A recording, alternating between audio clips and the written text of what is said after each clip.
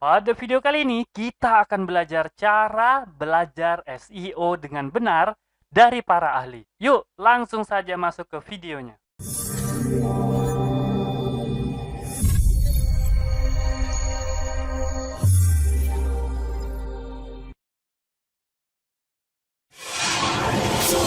Assalamualaikum warahmatullahi wabarakatuh. Ketemu lagi bersama saya, Kanada Kurniawan, dan masih di channel kita, Projasa Web. Pada kesempatan kali ini, kita akan belajar cara belajar SEO yang benar dari para ahli. Yuk, langsung kita masuk ke materinya. Pada beberapa video yang lalu, kita udah belajar banyak tentang SEO ya. Mulai dari SEO technical atau technical SEO, SEO off page, SEO on page, dan lain sebagainya. Nah, pada kesempatan kali ini, kita belajar bagaimana cara belajar SEO dari para ahli. Nah, ini yang saya terapin selama ini ya. Nah, yang pertama, teman-teman tentu harus cari tahu dulu siapa ahli SEO itu. Siapa-siapa orangnya. Saya sarankan teman-teman memulainya dari para expert SEO yang berada di luar negeri. Ada banyak banget namanya, nanti teman-teman bisa cari sendiri. Di sini saya memberikan beberapa contoh ya. Nah, ini yang pertama adalah Neil Patel. Kalau teman-teman udah sering browsing-browsing, tentu bakal kenal sama Neil Patel ini. Neil Patel ini adalah yang punya Uber Suggest. Kemudian ada Brian Dean. Nah, beliau ini adalah yang punya Backlinko. Ini bagus banget kalau Brian Dean itu udah bikin sebuah artikel ya. Panjang, lebar, dan lengkap banget. Kemudian ada John Mueller. John Mueller ini dari Google ya. Ini berbagai update terbaru biasanya diinformasikan oleh John Mueller. Kemudian ada Gary Illyes dan Dennis Sullivan. Nah itu. Setelah teman-teman tahu siapa para ahlinya, teman-teman langsung kepoin akun sosial medianya. Apa aja yang mereka miliki dan di mana saja mereka itu sering update gitu ya. Nah, kebanyakan memang dari mereka itu sering update di Twitter. Jadi kok bisa teman-teman langsung follow Twitter mereka masing-masing. Kemudian buat mereka yang punya blog, teman-teman harus baca tuh setiap rilis atau setiap blog yang mereka baru rilis. Seperti kayak Neil Patel, kemudian Backlinko, itu rajin banget bikin tulisan ya. Nah, teman-teman itu ada banyak sekali tulisannya, jadi teman-teman baca deh satu-satu. Nah, di situ teman-teman bisa belajar banyak mengenai SEO. Itu tahap kedua. Kemudian tahap ketiga itu adalah teman-teman harus jalin hubungan baik dengan mereka. Artinya teman-teman nggak hanya ngikutin akun sosial media mereka, baca tulisan mereka, tapi teman-teman coba jalin hubungan. Jalin hubungan ini maksudnya teman-teman perkenalkan diri secara sopan gitu ya. Kemudian coba berhubungan secara natural gitu. Kayak kita memulai pertemanan lah gitu ya. Itu pun mesti dilakukan secara natural, jangan memaksa gitu ya. Karena mereka ini orang-orang yang sibuk, jadi ya sebisa mungkin lah dibuat secara natural gitu ya. Ini nggak terbatas dengan para ahli di luar negeri. Para ahli SEO di Indonesia juga banyak. Teman-teman coba cari aja di Google, pasti akan banyak ketemu ya. SEO-nya dari Tokopedia, dari Lazada, dari yang lainnya gitu ya.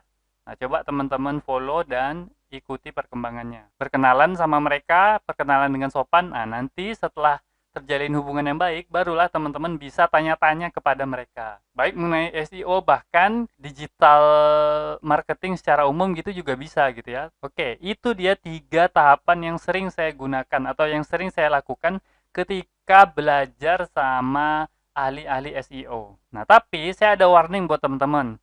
Jangan berhenti pada tahap kedua. Biasanya banyak orang itu yang berhenti pada tahap kedua ya, nggak mau menjalin hubungan secara lebih intens. Akhirnya teman-teman cuma baca aja apa yang udah mereka tulis. Padahal untuk mendapatkan ilmu yang lebih banyak, teman-teman itu harus jalin hubungan. Biasanya kalau yang muslim itu istilahnya silaturahim gitu ya. Karena silaturahim itu mendatangkan rezeki. Rezekinya dalam bentuk apa? Dalam bentuk ilmu yang lebih dalam gitu ya. Kemudian yang kedua, jadikan hal ini sebagai kebiasaan. Jangan dilakukan sewaktu-waktu aja gitu ya. Kalau perlu baru belajar. Tapi jadikan ini kebiasaan. Misalnya setiap pagi atau setiap sore. Nah, itu dibuat jadwal untuk belajar dari mereka. dibuat jadwal untuk membaca apa yang mereka tweetkan, apa yang mereka tulis di blog mereka. Nah, seperti itu. Karena apa? Karena kalau ini nggak jadi kebiasaan, maka teman-teman itu pasti akan disalib oleh para kompetitor. Kalau teman-teman belajarnya cuma sekali sepekan, pasti teman-teman akan kalah dengan orang yang belajarnya 2 kali sepekan gitu ya. Itu udah hukum hukum pasti gitu ya. Tapi kalau ini menjadi kebiasaan, maka setiap saat teman-teman itu akan otomatis belajar gitu ya. Kalau ada waktu kosong langsung baca-baca gitu. Nah, itulah kekuatan dari kebiasaan ini. Kemudian yang ketiga itu adalah perhatikan konteks. Nah, tanggal 24 Agustus kemarin John Moo bikin sebuah tweet yang agak mengejutkan ya. Dia bikin polling tapi ternyata 34% itu tidak percaya apa yang dikatakan oleh John Moo gitu. Buat teman-teman yang mungkin belum tahu, John Moo ini kan tadi udah disebutkan bahwa trend analis ya di Google. Nah, John Moo ini sering banget sharing dengan komunitas SEO, tapi banyak beranggapan bahwa apa yang disampaikan John Moo ini banyak yang kontradiktif gitu, nggak ini saling bertentangan. Nah, sehingga agak khawatir kalau ingin menerapkan apa yang dikatakan John Moo ini. Tapi John Moo sendiri punya penjelasan. Nah, ini ya, agak panjang lebar penjelasannya. Nah, tapi intinya John Moo ingin mengatakan bahwa banyak pertanyaan mengenai SEO itu harus dijawab sesuai dengan kasus atau konteks dari pertanyaan itu sendiri. Jadi, jawabannya benar-benar khusus untuk kasus tersebut. Nah, inilah pentingnya konteks.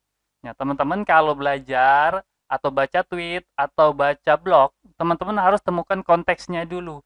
Ini penjelasan mengenai apa, kemudian kepada siapa ditujukan gitu.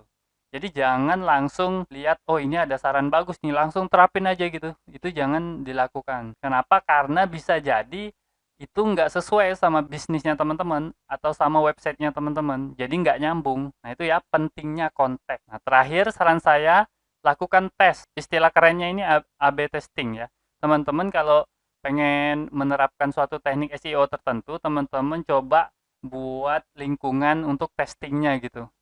Jangan langsung diterapkan ke website produksi, bisa kacau itu. Tiba-tiba nanti jeblok aja itunya, rankingnya gitu kan. Nah, coba buat teknik untuk melakukan tes, kemudian dari tes tersebut barulah diterapkan. Yang mana yang berhasil baru diterapin secara keseluruhan untuk website teman-teman. Jangan sembarang terapin aja gitu ya. Nah, bisa berdampak buruk buat bisnis teman-teman. Nah, oke, mungkin itu aja video kali ini, cara belajar SEO dari para ahli. Semoga aja bermanfaat buat teman-teman dan saya akhiri. Assalamualaikum warahmatullahi wabarakatuh. Oke, seperti biasa, jika ada yang salah dari apa yang saya sampaikan, tolong teman-teman ingatin ya. Jangan sampai nggak diingatin, supaya saya dapat melakukan perbaikan pada channel ini dan pada diri saya sendiri. Dan jika ada pendapat yang berbeda, teman-teman bisa masukin ke kolom komentar, supaya kita bisa berdiskusi. Jika ada masukan, teman-teman jangan sungkan untuk menyampaikannya, karena saya sangat terbuka dengan segala macam masukan. Dan jika teman-teman memiliki usulan pembahasan, cantumkan juga di kolom komentar, supaya semua usulan teman-teman dapat saya wujudkan dalam bentuk video. Buat yang belum tahu, video ini adalah bagian dari program Akademi Projasa Web, tempat di mana teman-teman bisa belajar digital marketing secara gratis. Caranya mudah, cukup kunjungi projasaweb.com/academy. Ada ratusan artikel dan video yang dapat teman-teman pelajari. Jika ada pertanyaan mengenai materi, teman-teman tinggal hubungi saya melalui email info@projasaweb.com. Gratis tanpa biaya apapun. Harapannya dengan program ini semakin banyak orang yang memahami digital marketing. Saya percaya jika semakin banyak orang yang paham digital marketing, maka ekonomi kita juga akan semakin baik. Yuk dukung program ini dengan cara subscribe dan share video ini, serta mengunjungi Projasa Web Academy.